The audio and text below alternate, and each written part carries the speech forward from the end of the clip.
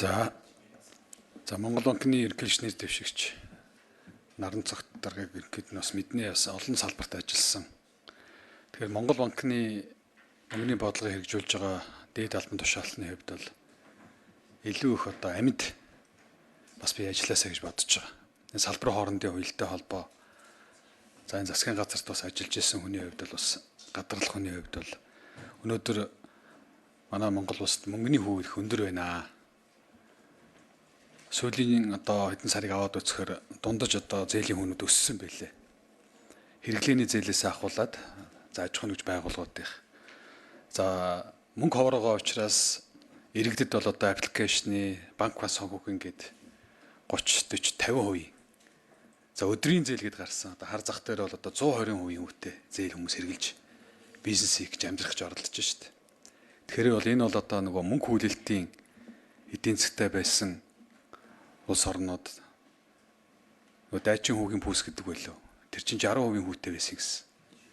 Тэгэхээр өнөөдрийг бодиттой байдал бол ийм байж байна. За нэг талаасаа бол Монгол банк бол одоо инфляци барих бодлого нь зөв өө. Ингэж ажиллахаас өөрөөс арга байхгүй нэг талаар.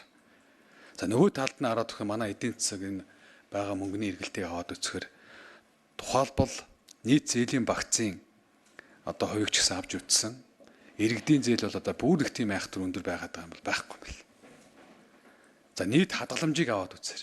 Нийт хадгаламжийн дийлэнх хувь нь нийт хадгаламж эзэмшигчтэй маш цөөхөн хувьд хэрэгэлддэг.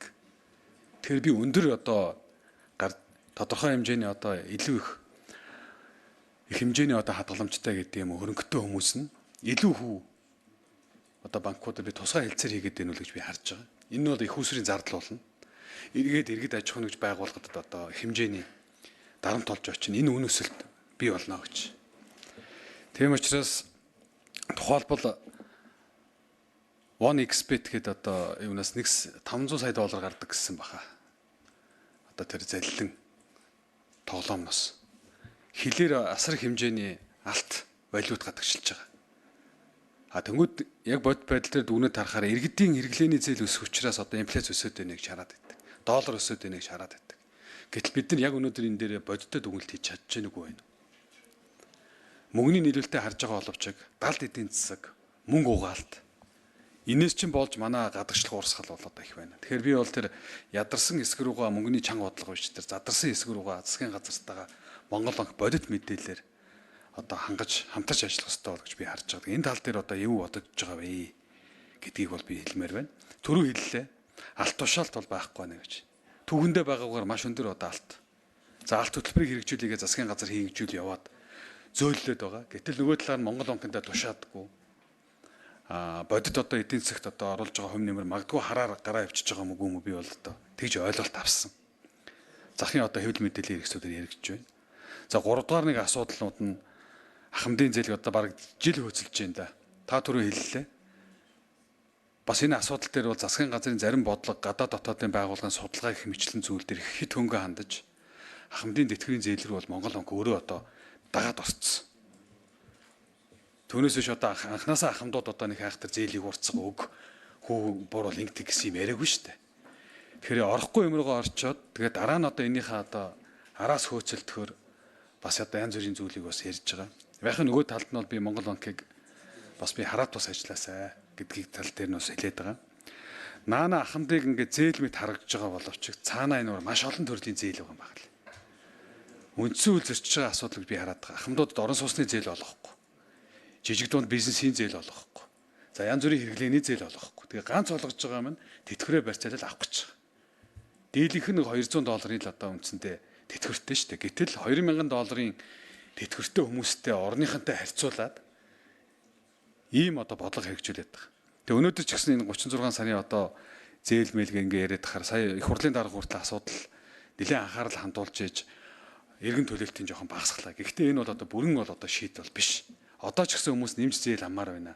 Ядаж нэг 5 сарын зээл олгооч гэдэг одоо энэ одоо манай бусад гишүүдээр бүгднэлүүл бичиж байгаа болов гэж би бодож байна. Тэгэхээр эргээд харахад бол зээлийн асуудал бол эрсдэлд орсон юм байна гэж би бол хараад байгаа. Тийм учраас энэ тал дээр та одоо ойрын хугацаанд юу шилжих одоо шийдэх боломж байна уу? Бас тодорхой байр суурь илэрхийлсэн байна лээ. Энийг бол бас тодорхой хугацаанд, урт хугацаанд барих бодлого. Гэтэл зарим манай арилжааны банкуд энэ танхимд уулзахаар бүх ахмадууд 36 сарын зээл авах гэж байгаа юм шиг 1-2 их найд төгрөг хэрэгтэй гэдэг ийм зүйлийг яриад байна л. Тэр үгүй шүү. Магадгүй ахмадууд 36 сарын одоо зээл хүсэж байгаа нь магадгүй зарим нэг 5-10 сарын зээлийг л нэмж авах. Эргээд энэ мөнгө ажлын байр хоороогоо дийлэнхэн судлаад үзэхээр жоохон өнгөгээд харахаар 45 татаа гарч байгаа, 50 татаа гарч байгаа, тэтгэвртэй гарсан залуухан хүмүүс ахмад гэж хэрэгжиж байгаа боловч амьдрах гад бизнес хийх гээд, өрхийн аж ахуй эрхлэх гээд гэр бүлэрээ нийлээд нэг жижигхэн дэлгүүр ажиллах гээд нэг амьдрах гээд үзээд байгаа байхгүй. Тэгэхээр мөнгөний хатуу бодлогын цаадалт бол одоо ажилгүйд л нэмэгддэг.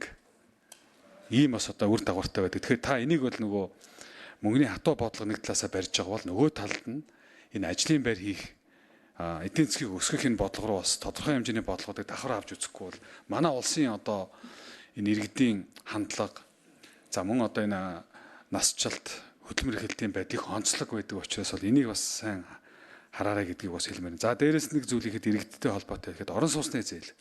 Манай энэ моргжийн зээлийг чинь ингээд зорилттой зээлгээ гаргасан чинь ихэнх нь зорилтод бос нөхдүүд рүү явцсан юм байлээ шүү дээ. Тансаг хэрэглээний орон сууцрууд руу. За бүр одоо хуурамч аргаар буюу 80 метрийн хавдраасаа дээш 100 200 метрийн хавдраатай орон сууцуд руу гулгацсан юм байл. Тэг ингээд үзэхээр бас одоо Монгол банк өөр энэ тал дээр хяналт шалгалтаа чангаруулахгүй бол хайрын засгийн газрын бас төрөний шүүмжлэлт өртөөд байгаа. Иргэдээ орон сууцчлуулъя гэд байж байгаа бодлогоч үр дүнгүй, зорилтод хүрдэггүй ийм зүйлүүд бас болоод байгаамаа гэдгийг хэлмээр байна. За хамгийн сүүлд нэг зүйлийг хэлэхэд банкны бодлогын зөвлөл, ялангуяа хараад бус гишүүдийн зөвлөл энэ зөвлүүдтэй бас энэ зээлдэгчийн эрх ашигыг хамгаалсан институт байгууллагуудаас төлөөлөл оруулахгүй бол бас болохгүй нэ. Дандаа одоо онлайн амьдралын бас одоо хар туршлага практик байхгүй ийм төлөөлөл одоо санаатаа самсргүй орчдөг. Тэгээ ингээ аваад үзэхээр өнөдөө аливаа асуудлыг бол бас нэг зарим талаар бол их өнгөц хараад байна уу да гэж миний зүйл харддаг. Тийм учраас та энэ Монгол банкны засаглалын хувьд дээр бол одоо бас ямархуу бодлогын шинжилүүд бас хийх вэ гэдэг зүйлийг бол хэлмээр байна. Тэгээд түрүүн та бас чухал юмыг бас хэллээ. Өмнө засгийн газар Монгол банкныхаа хэлхээс айгаад идэм бол гэж би боддог. Эсвэл төгшөөд юм уу? Иргэдийн хэрэглээ шийдвэр гаргаж байгаа их хурал бодит одоо бас энэ бодлогын шийдлүүдийг статистик мэдээллүүдийг маш сайн зөвлөж өгч иж энэ мөнгө санхүү төсөв одоо баримтлах бодлогууд дээр харж авахгүй болдгоо. Тухайлбал одоо энэ иргэдийн зарим одоо тансаг хэрэглээнүүд байж байна. За тэгээд улс төрийн амлалтуудын баахан одоо энэ хөтөлбөрүүдийн юмуд байж байна. Эргээд аваад өцгөр энтэй холбоотой асар их гадагшлах мөнгөний урсгал бол гардаг. Ахмадын тэтгэврийн зээлийн багцаас илүү хэмжээний мөнгө энэ аялал зугаалга, гадаад дотоодын аялал зугаалга, машин тэрэг, тансаг хэрэглээ, брэнд энэгээрээ өвчлөлтсөн байна. Тэгээд энэ тал дээр нь иргэдэд энэ санхүүгийн зөв боловсрол олгох эргэж орж ирэл одоо валютын ханш өсчлөө, доллар тэд болчлаа гэдэг мөртлөө нөгөө гараараа бид нэр дэлхийн одоо өндөр тансаг хэрэглээтэй орнуудын хэрэглээтэй дүүцхүүс хэмжээний зарим гадна дотны хүмүүс бол гайхдаг ш манай хэрэглээг. Ялангуяа энэ тансаг хэрэглээг. Тийм учраас энэ тал дээр бол одоо бас зөв бодлого хэрэгжүүлэх одоо талаар бол одоо дурдсанд нь бол би бас одоо олзуурах гэж байна. За тэгээ саяны нийтийн зүйл дээр бол одоо тодорхой хариултыг бол авъя. За нэр дэвшигчийн микрофоныг өгье. За Эрдэнэ нутгийн яалчгүй одоо яг бодит амьдрал дээр тулгуурлаад асуудлуудыг ярьж байна. Тэгэхээр бас зөв бид нар яг нэгтгсэн статистикаас биш яг энэ нэлээд наривчлсан тоонууд руу институцууд орж ажиллах ёстой. Мэдээлэл судалгааг бол их сайжруулах ёстой.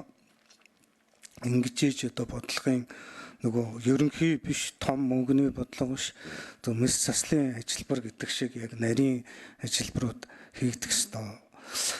За өнөөдөр бол Төв банкнаас ингээ макротын зөртэй бодлогын хэрэгслүүдээр бол энэ бас зээлүүд дээр тодорхой арга хэмжээ авах ийм бас механизм байгаа. Энэ дээрээ бас нэлээдгүй төвлөрөөд энэ түрүү Бонцлмаа гишүүн бас ярьж байгаа, таны ярьж байгаа энэ аж ахуй нэгж энэ бизнес эрхлэгчдэд бол маш хүнд тусаад байна. Тэгэхээр энэ дээр бас наривчлсан макротын зөртэй бодлогын хүрээнд энэ бизнес эрхлэгчдийн их усврыг тасалд олохгүй байх дээр ингээд бас арга хэмжээ авч ажиллах шаардлага байгаа юу гэдэг бол байгаа. Тийм учраас энэ зүйл дээр энийг ингээд цаашаа та бас үргэлжлүүлээд хэлсэн. Юу гэхлээр яг нь Монгол банкны мөнгөний бодлогын зөвлөл бол яг хуулиараа ингээ хурлаар томилогддог дөрвөн хараат бус гишүүнтэй. Энэгээр ингээ том мөнгөний бодлого энэ макро тэнцвэртэй бодлогын инструментүүдэд тодорхойлоод явчихж байгаа. Дээр нь нэмээд таны ярьж байгаа энэ бодлогын зөвлөлд мэдээж Төв банк өөрийнхөө мэргэжлийн институцийн хувьд бодлого зөвлөж байгаа учраас энэ тодорхой бас зөвлөлүүдийг Төв банкны доор бас ажиллаж болдгийм билээ. Тэгэхээр тэр зөвлөлийнхөө өрн таны ярьж байгаа зээлдэгч эрх ашгийг хамгаалах төлөөлөлд оролцуулаад яг энэ бодит амьдрал дээр бий болоод байгаа бодит эдийн засаг дээр бий болоод байгаа зүйлүүдийг тийм ээ үзэх тусгах бодлогодоо тусгаж судалгаа шинжилгээгээ хийх энэ чиглэл рүү ажиллах нь бол зөв байна. Санхүүгийн мэдлэгийн хувьд ч гэсэн зөв энэ дээр бол бид нар нэлээд иргэдийнхээ санхүүгийн мэдлэг дээшлүүлэх төр бол их сайн ажиллах хэрэгтэй. Зээлдэгчдийн эрх ашгийг бас хамгаалах нь бол Төв банкны өөрийнх нь бас үүрэг байдаг. За энэ мөнгө угаах терроризмтэй тэмцэх бас үйл ажиллагаа Монгол банк дэргэдэн санхүүгийн мэдээллийн албатай.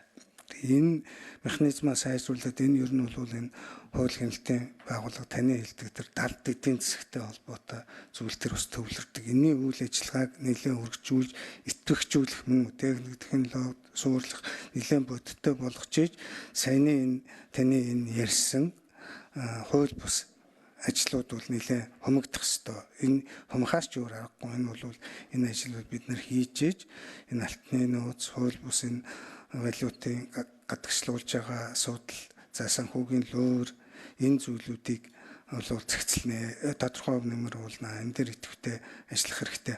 За тэтгэврийн зээлийн хувьд бас та өөрөө хэлсэн. Энэ дээр бол бодлого шууд одоо Төв банкнд хамаагүй гэж үзэхгүйгээр Төв банкны хууль эрх зүйн хүрээнд бодлогын инструмент тэр энэ дээр ямар боломж байгааг бол энэ тэр авч үзнэ гэдэг зүйлийг бол би ярьж байгаа. Энийг одоо хийгээд эхэлсэн гэж ингэж үзсэн.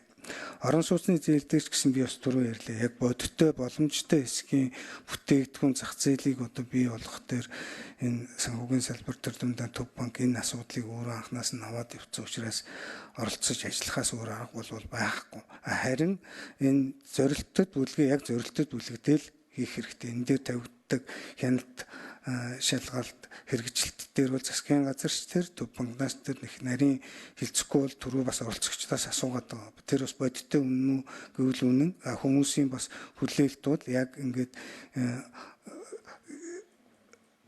яндан буурах ёстой, гэр хороол буурах ёстой. Үнэхээр анх удаа орон сууцнд авж байгаа иргэд орон сууцтай болох ёстой гэсэн хүлээлттэй байтал бодит байдал дээр таны хэлж байгаа асуудлууд бол бий болсон байгаа. Тэгэхээр энэ бол одоо бид нар зайлшгүй энэ асуудлаа бол зэгцлээд энэ бодит орлого сайтай иргэдийн дээд зах зээл бүтээгдэхүүнийг бий болгох. За энэ дээр бас засгийн газар Төв банк хоёр бас нэг хуулийн төсөл бэлтгэсэн тэр чиглэлийн ажил явагдаж байгаа гэж би ингэж ойлгож байгаа. Тэгээ энэ ажлаа бол идэвхжүүлээд энийг ер нь бас яралтай хийгдэх нь зөв байгаа гэдэг зүйлийг хэлье.